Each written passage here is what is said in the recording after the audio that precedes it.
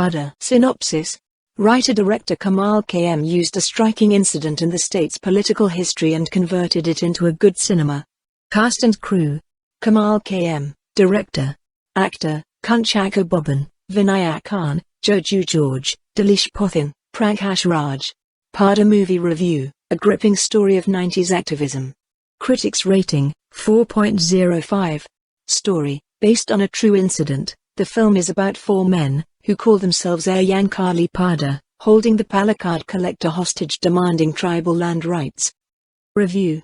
Every once in a while you will see a movie that will make you think that it was 2 hours well spent. Pada is one such. After the 125-minute film, not only do you feel the appreciation of having experienced a good cinematic experience, but you feel you have learned something and want to do something.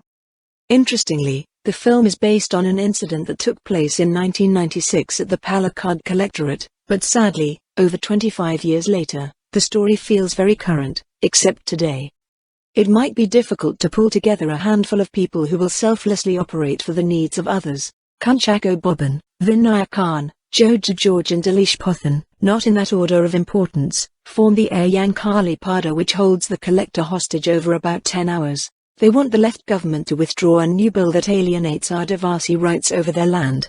So they lock themselves in, with the collector, at his office with some ammunition and start negotiations. The film takes us through the drama of the mediation between the four and the government, represented by the Chief Secretary, played by Prakash Raj. The administration's interest is more in saving face with elections coming up and getting the officer out without harm. As the Pada follow the news to see how their protest is being perceived, they are irked to find that an official statement suggests that the police don't know who they are or what their demands are. The administration plays it cleverly to seem like the victims of terrorists. But these are a passionate and intelligent four.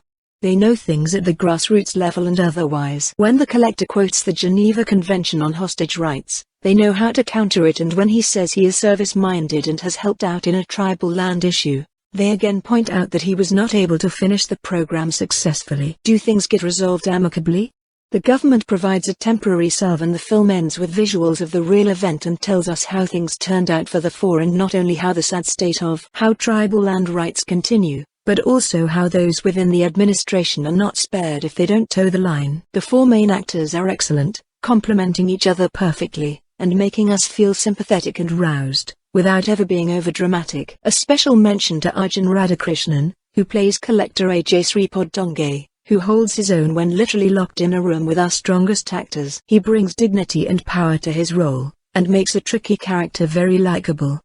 Side actors, like Indrans and others, also perform very well. The film starts out a little unclear, and the constant dramatic BGM by composer Vishnu Vijay over the dialogues don't help, but the Adivasi songs have a beautiful, rustic beat. The cinematography by Samir Thahir and the editing by Shan Mohammed keep the dramatic pace of the movie, and though a large part of it is shot in a room, it is well captured and feels claustrophobic only at moments when the film requires it. Basically, writer-director Kamal KM used a striking incident in the state's political history and converted it into a good cinema with a compelling, thought-provoking screenplay, perfectly captured scenes that convey not only the very different times but also the working of our government offices, and great acting.